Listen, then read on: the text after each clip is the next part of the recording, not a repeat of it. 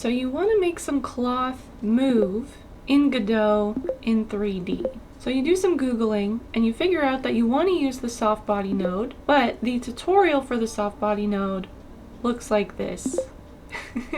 In fact, all of the tutorials for the Godot Softbody node that I could find involved generating a basic quad and sort of just pinning it to the shoulders of a character to create a cape, which works, but it only works for extremely simple cloth, and you want something more. What if you have a complex piece of cloth, like some clothing, and you want most of that cloth to be rigged to the character, but you do want some of it to flow in the form of like a cloak or a dress or a skirt? That's what we're going to cover in this video. Before we start, hello, I'm Savalian. I make videos about games development and creativity. I've been working with Godot for a little over a year, and then aside from that, I've been developing software professionally for a very long time.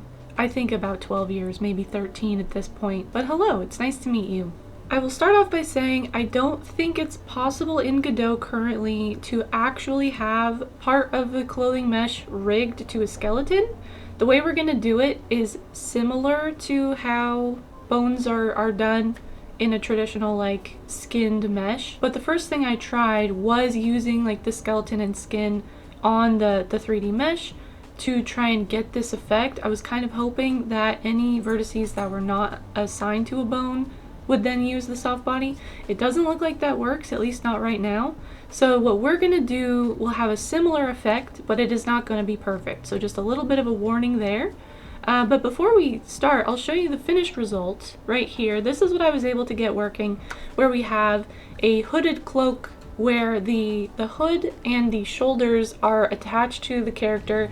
They move with the character as they're running, and then the back of the hood and the like flowy part of the cloak are both free to use the Softbody cloth simulation. So that's kind of what we're gonna end up with here. I did my best to include tips to minimize the sort of tedious setup, but there will be a little bit of fiddling with this.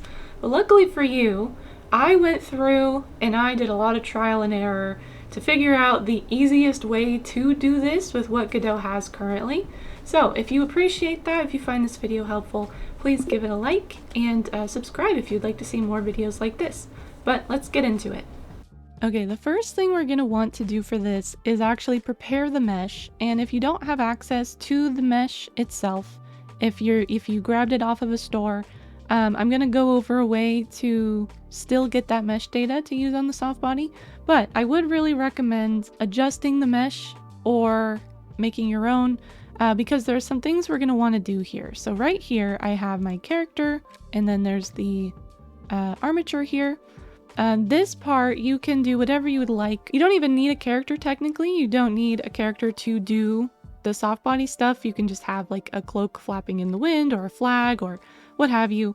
But I specifically wanted to show how to connect the clothing to an animated character. So I've got an animated character here with a few animations. The walk is the one that's going to really show what this looks like. And you can see I do have the cloak skinned to this armature, but you're going to see we're going to end up not using that. That didn't pan out. But the important part to work on for this is actually the cloak itself. So I'm going to hide the stuff underneath so we can get a better look at it. So for the cloak, I have just a basic cloak, and some of the things you're going to want to do when you prepare your mesh.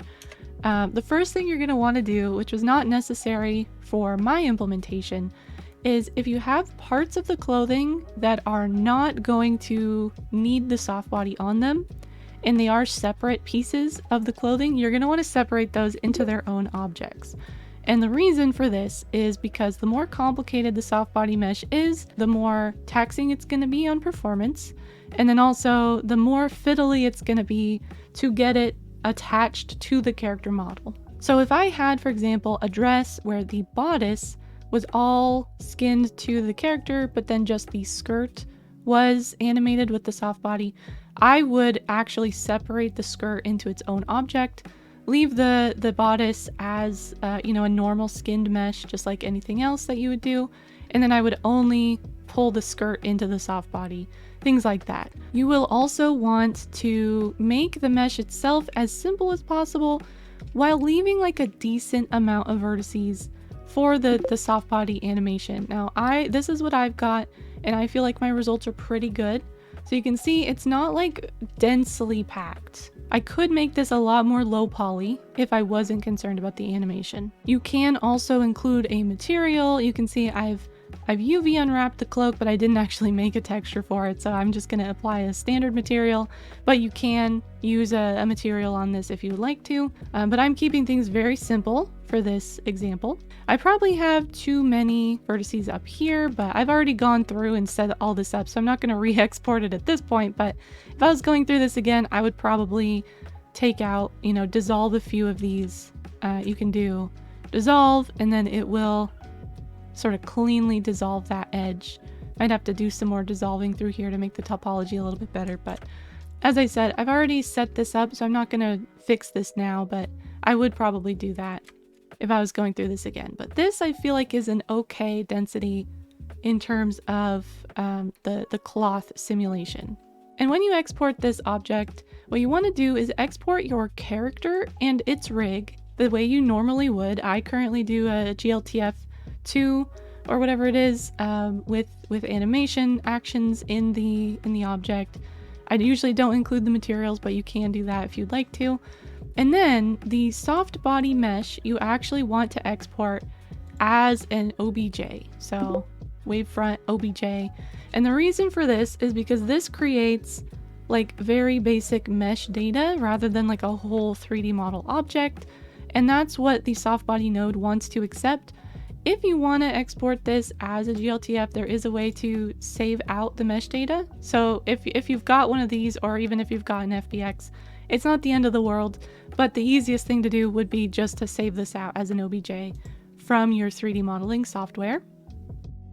And then within Godot, you just import it as usual here. So I've got my character. This character does not have arms. Which was a choice I made to make things easier to animate and avoid clipping. It's kind of a stylistic choice I'm playing with, but that's why it looks this way.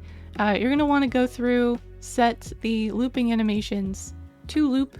That's the only thing you really need to do here. And then what I would do is create an inherited scene off of that object, which I have done here. This is the completed scene, so I'll walk through all the things I set up here. And if you have a 3D model in another format, not the OBJ that we needed, what you can do is you can go into the import settings. You can click on the actual mesh. So underneath your like parent object, you'll see the mesh data, and then you can click save to file, give it a path. I'm just gonna do this test mesh data.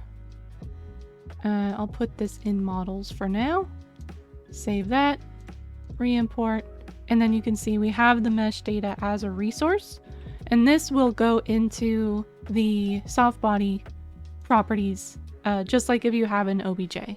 So the first thing I actually did was just set up the animations in a very, very simple tree. Literally all I have is like a walk node, and I can switch to idle if I would like to test that out.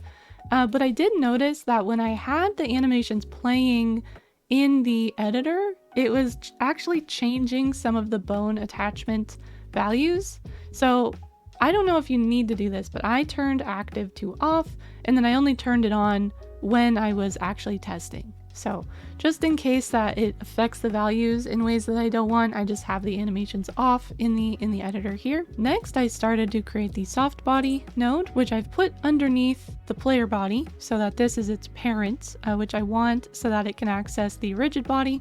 I also just threw a very, very simple rigid body with a collider in here. And the way that you do that is you just add rigid body 3D, and then you add a collision shape 3D.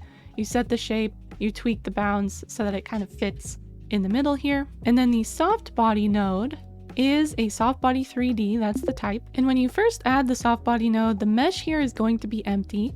And what you want to do is you want to go to your OBJ file or your mesh data, whichever one you have, whichever one you want to use, and you just drag it in there. It will populate the mesh. So the interesting thing is that you actually don't like add a soft body to a mesh that you've loaded in, you create the Softbody node and then you give it mesh data. And I've mentioned briefly at the beginning, I did try to set the skeleton and the skin from a rigged version of this mesh, and it simply didn't do anything. The animations did not have any impact on the cloak. So if there's a way to do that, I don't know what it is. I tried a variety of things in these fields, and I think it's just that the Softbody overrides all the animations that would play if it was rigged. So if anyone knows that this does work, feel free to put that in the comments and I'll give it a look, maybe update this video later. But for now, the way that I'm going to show, I think, is the way that you have to do it. You can also add a surface material if you'd like to. I've just added a blue material. And if you were to play this without going through and doing the pinning, it probably would just fall because it's not connected to anything currently. By default, it's just a soft body, and then when you turn it on, it's going to simulate the cloth. And since it's not connected to anything, it is just going to sort of fall down. So the next thing we have to do is add bones to attach pieces of the soft body to. And I believe if you start pinning things, which all these little dots are vertices, the blue ones are ones that I have pinned, and we'll get to that in a minute. I believe if you pin without adding attachments for the pins, I believe it is just like the root of the parent that it pins it to. What we're going to do is actually create bone attachment 3D nodes, and this is how you parent anything to a bone in a skeleton that's not part of the rig, the mesh, is that you create these bone attachments. So if we look at our skeleton, this is what it looks like. And if you want to see which bones are which, you can click and it will highlight them. So what I did was I went through, I created one for the head bone, a left shoulder and a right shoulder, the chest, and then at the very end I realized I needed left leg and right leg specifically to sort of push these bits of the cloak out when they stepped forward with their knees. But what you want to do is you want to look at your cloth and you want to see which parts of this mesh are going to move that cloth. So when I looked at it, I looked at the head is going to be in control of this part of the cloak. The left and right shoulders are going to impact these parts of the cloak. And then the chest I've just got as a thing for this section to connect to. And then I want most of the bottom to be free to sway and be animated by the cloth simulation. And the way that you create these bone attachments are just to create a new bone attachment 3D node and then select the bone from the dropdown. It's very simple. So this is the part that gets tedious, and it's the last part of the process that we need to do, but it is going to take some time. And the more pins that you have to create, the more tedious this is going to be, which is why I really recommend separating any unnecessary parts from your mesh and reducing the density of the vertices as much as you can, because if you have like a solid field of vertices, it's going to be impossible to get these pins in the right spot. And because this can be very tedious, what I would really recommend, as you can see what I've done here, is first go through each bone one at a time. So I started with the head bone, and then I went to one of the shoulders, the other shoulder I sort of worked my way down, but go through one bone at a time and select as few pins as you can to make it work. So I have not selected every vertex in the head of the mesh. I've selected just a couple here and there. I noticed I needed some along the top to keep the top of the hood from sort of collapsing in. I needed some around the face for the same reason, to keep them from like sagging in a way that I didn't like. And I've actually noticed that I need to do a couple more pins on this. I've noticed that the back of the character is kind of clipping through a little bit. So I'm going to pin some in the back here and try and get that working. And I'm going to create another bone to facilitate that. So I'm going to do bone attachment 3D. I'm going to move it up here. And I think for this one, I want to go for like the hip. Okay, so it's sort of the base spine. So I'm going to select that here like that. And then for each bone, you go through, and the way that you pin the vertices is actually just clicking on these dots. So it's hard to kind of tell what's in front and what's in back because you can see through the mesh here. But I'm going to just do 3 right in the back here. There you go. And as you pin them, they turn blue. So I have 3 selected right in the back, and I want to pin these to the hip attachment, which I didn't name. I'm going to do that, hip attachment. And you'll notice that as I added those, sometimes you will have to click out of the object to regenerate these attachments, but you have these attachments and they'll be added at the bottom because I just added them. So I have 3 new attachments. This was the last one I did before, but I have 3 new ones that do not have a spatial attachment path. So I'm going to go through, I want to assign hip to each of these. And this is why it gets tedious, because as far as I can tell, you do have to attach these bones one by one to every pinned vertex. So you want to make sure that you're doing the sort of minimum number of pinned vertices that you need to get the shape that you want. Now we're going to go over to our test scene. And this is how I would recommend iterating on this. I'm actually going to flip my character around a bit so I could see the back. And then we're going to run it. Okay, let me just turn on the animation tree. Oh, there we go. So I can see the back near the hips looks a lot better. I might want 1 or 2 a little bit further to the side. And then I think I want to pin a couple to the chest bone up top here that I missed before. So let's go through and do that. I'm going to pick one here. And one like kind of over here. And they haven't generated yet. I'm going to need to go out and back in. So now I have 2 more in here. And then while I'm here, I am going to just pin 1 or 2 to the chest bone if I can find a good vantage point. Ways to sort of filter this view would be helpful. I don't know if that's on their radar at all. Alright, so I have 248, 249 are the new ones. And these ones I want to assign to the chest bone. Because that's kind of, you want to look at the closest bone that would reasonably impact that part of the soft body. And that's where you want to hook it to. Because like, for example, if I hooked this vertex down here to the head bone, it would move along with the head bone, which is not, that's not realistic. That's not what you want. So you want to think about this the same way you would think about weight painting, if you've ever done that for like animation. You want to connect it to the bone that's going to actually impact that part of the mesh. I don't know what those errors are. I'll worry about those later. It looks like I might need a couple more up top, but we've mostly fixed this hip clipping issue.